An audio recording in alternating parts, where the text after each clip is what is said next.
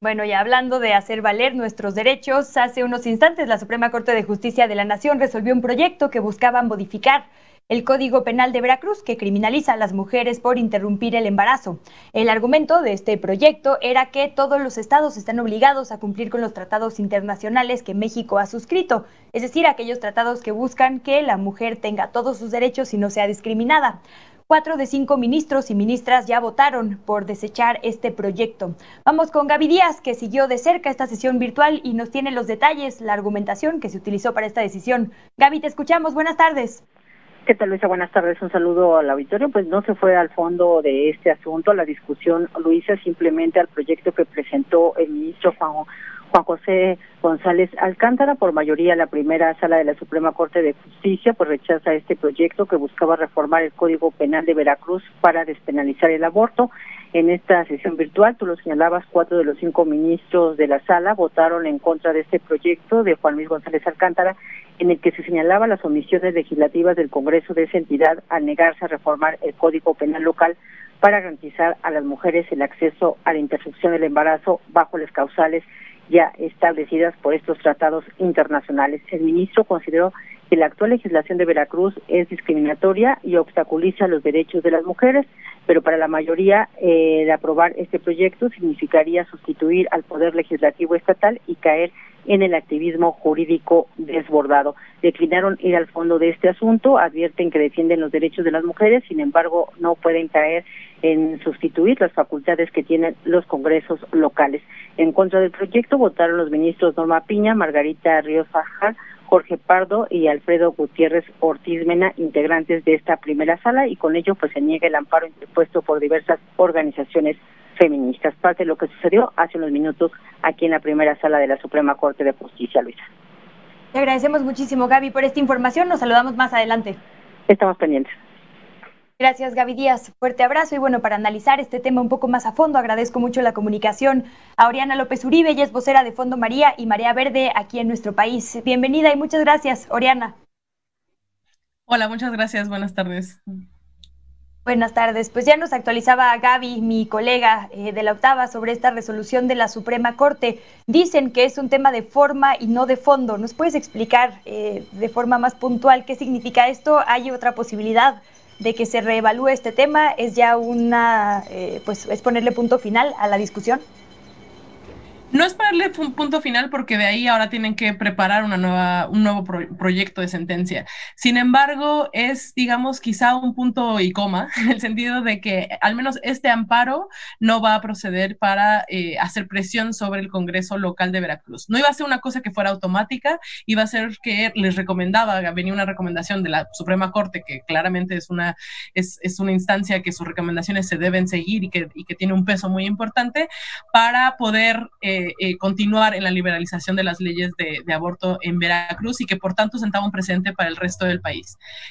Sin embargo, es un punto y coma en el sentido de que tenemos que buscar otras estrategias por las cuales la Suprema Corte de Justicia pueda tener una sentencia positiva. Hasta el momento han tenido sentencias muy positivas. Este es una sentencia, o sea, es un momento en el que están diciendo que por cuestiones técnicas no van a poder proceder con una sentencia favorable a favor del aborto por una cuestión, técnica, jurídica, de divisiones de poder, de esclarecer específicamente la alerta de violencia de género como no obligatoria necesariamente, sino como una recomendación. En fin, son cuestiones que no significa que estos ministros estén en contra, no significa que necesariamente hayan cedido ante las presiones de grupos conservadores, o al menos esa es la opinión que tenemos desde acá, sino que están quedándose únicamente en la cuestión técnica y no entrando al fondo, por considerar que eso es una cuestión que le atañe directamente al Congreso de entrar a fondo. Sin embargo, la Suprema Corte ya ha dado otras sentencias muy favorables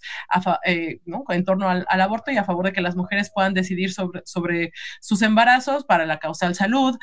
Justo también establecieron que es constitucional la ley de la Ciudad de México. Entonces hay que seguir buscando vías en las cuales los congresos locales puedan dar de verdad discusiones profundas al respecto para poder liberalizar las leyes y dejar de tener el aborto como un delito que claramente criminaliza solo a las mujeres, ¿no?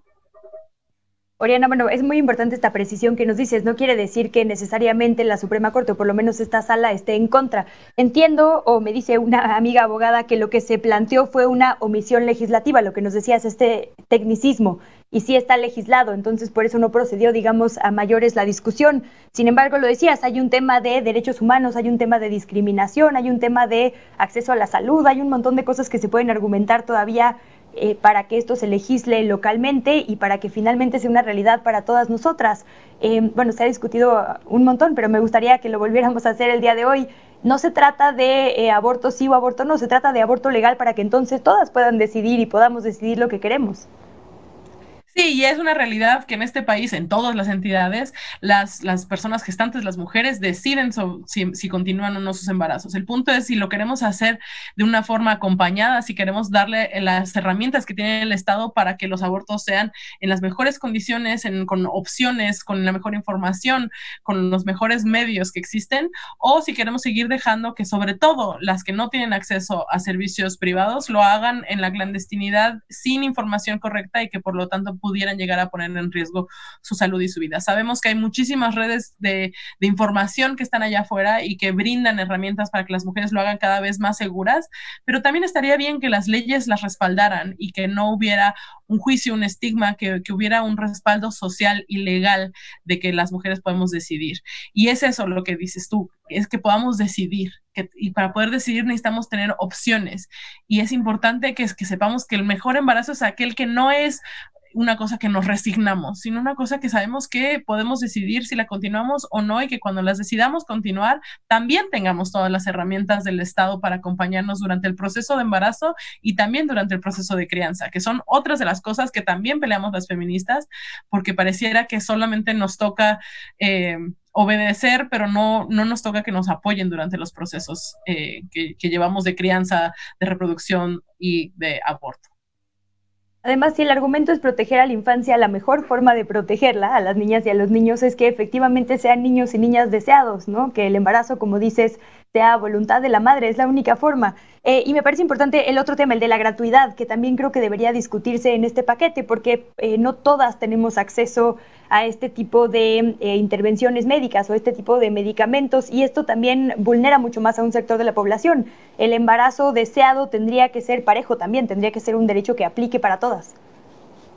Totalmente, y de verdad tener esas herramientas del Estado en este país. Tenemos un sector salud robusto que podría atender los abortos que se necesitan. Y como bien mencionas, existen medicamentos, ni siquiera hay una sobrecarga en los servicios de salud, porque a través de brindar información y dar el medicamento, las mujeres pueden realizar el proceso en su casa de forma segura durante el primer trimestre sin necesidad de que haya una supervisión médica o mayor control.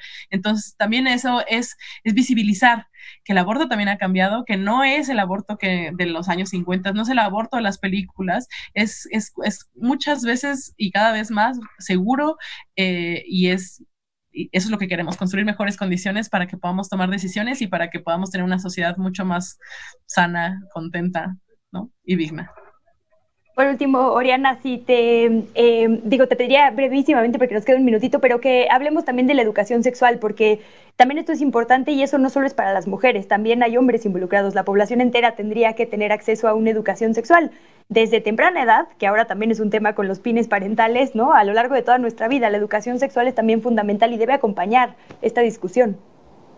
Totalmente, y además la educación integral en sexualidad nos brinda herramientas, nos ayuda a transformar las relaciones de poder, nos ayuda a transformar los estereotipos de género, nos ayuda a prevenir la violencia y nos da herramientas para poder decidir sobre nuestra vida, sobre nuestro cuerpo. La sexualidad es fuente de bienestar y en la medida en la que tengamos todas las herramientas a nuestra disposición, vamos a poder disfrutar y tener vidas sexuales placenteras y, ¿no?, como ordenadas y que vayan acorde a nuestros planes de vida. Y justo la educación, porque siempre hablamos de plan de vida como si fuera en automático. La única materia que en la escuela que nos podría dar un chance de generar un plan de vida es justo la educación integral en sexualidad, que es un momento concreto de decir qué quieres para ti, qué quieres para tu vida, cómo vas a llegar a eso, y cómo quieres llegar a eso, entonces cómo vas a planear que tu familia crezca, se desarrolle, exista, ¿no? Conforme a ese plan de vida que quieres lograr. No hay ninguna otra, en historia no nos lo van a dar, en civismo no nos lo van a dar, en biología no nos lo van a dar. Necesitamos ese momento muy concreto para poder pues tener más herramientas y para poder decidir sobre nuestras vidas.